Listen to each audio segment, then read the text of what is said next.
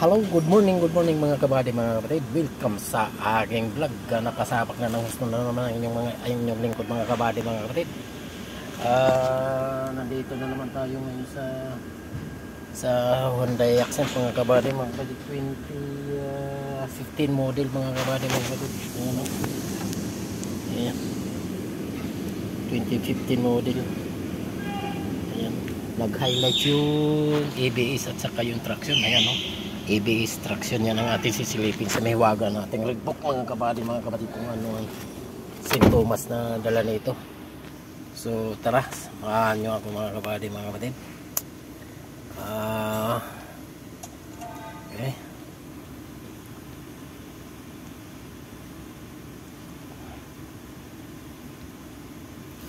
So 16 pin DLC mga kapatid, silik automatic, try natin automatic. Okay, so system list at smart detection. So dyan lalabas na ngayon yan yung kung anong sintomas na andyan. Ito sa engine control module may starter relay, circuit low. Tapos yung airbag primary crash, pero hindi naman nag-highlight yung airbag mga kabady, mga kapatid. Ang concern natin yung ABS mga kabady, mga kapatid.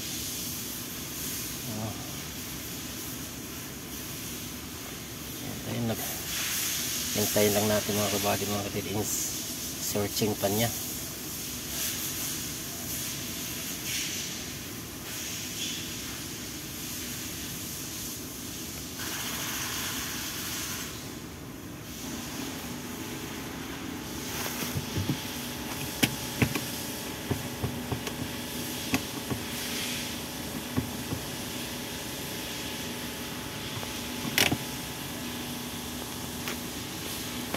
So ayan, wala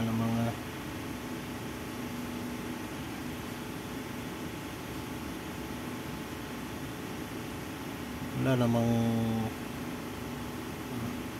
sisahin nga natin ito mga kabady, mga kapatid.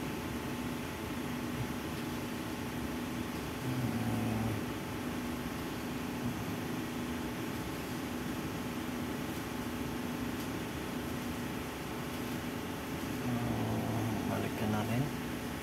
Ayos, yan, no fault code back. Sisahin natin mga kabady, mga kapatid.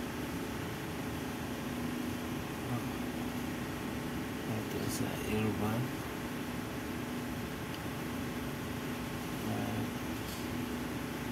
Kailangan linisin natin ito muna mga kabady, mga kapatid. Balikan natin kung nandun pa yung code, no fault code na. Punta na naman tayo sa iba. Ito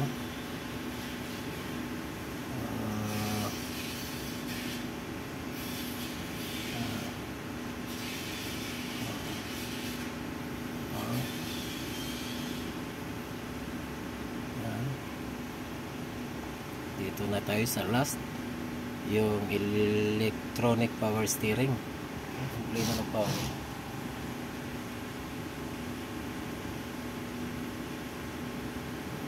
Ayan. Ganbaso.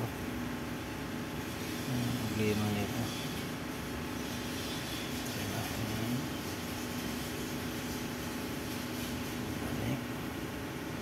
No fault code.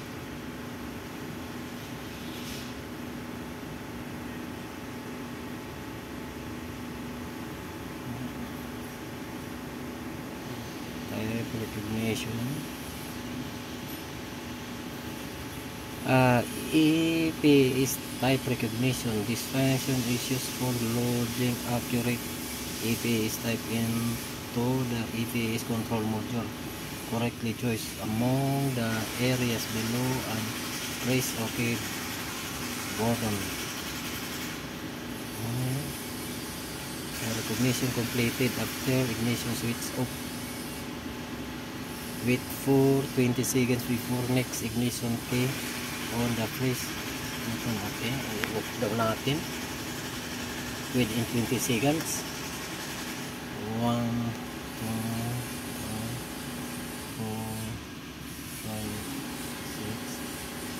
7, 8, 9.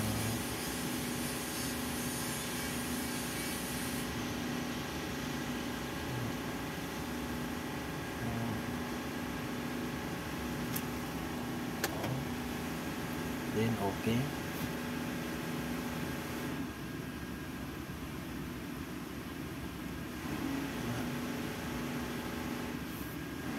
Back, tingnan natin.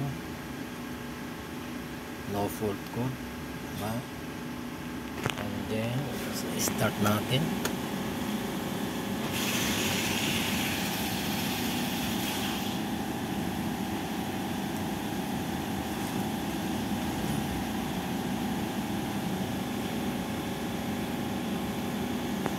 Nandyan pa rin, so tingnan natin yung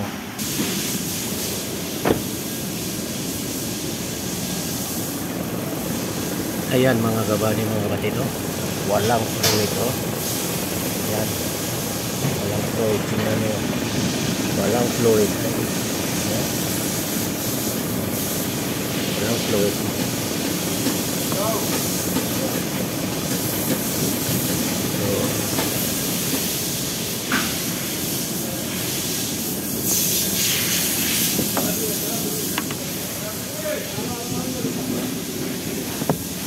Tingnan nyo yan, ayan, yung handbrake mga kabady, mga kapatid, yan, i-release natin yung handbrake nya mga kabady, mga kapatid, i-release natin, yan, dapat mamatay na yan siya, naka-release na, naka-release. Tingnan natin, nandyan pa rin mga kabady, mga kapatid, so meaning yung sensor nya hindi naabot ng fluid. So, dalawa lang yung possible mga kapatid. Unang step, yun ang gagawin. Lagyan ng additional ng fluid para abutin yung sensor niya. Ngayon, pag hindi pa rin maalis mga kabady, mga kapatid, dito may switch yan dito. Dito, may switch yan dito sa ilalim. Dito sa ilalim. Yan, may switch yan. Ngayon, kung itong switch na to, pag release mo yan, nag-release din dito doon sa ilalim ng yung sensor na yon, hindi tutuko doon sa handbrake na ito. Yan naka-release yan. So, kaya nagkakaroon ng contact yan pag handbrake mo, pag hinatak mo yan, handbrake mo, tutuko dyan doon dahil yung dulo nito may stud yan na maliit doon, tutuko doon sa switch nya. So doon yun nagkaka-contact, kaya sisindidi niyan. Ngayon, ang nangyari dito ngayon mga kabady, mga kapatid, release mo na, nandoon pa rin yung ilaw. So yun ang problema niya mga kabayan, mga kapatid. Okay, so additional muna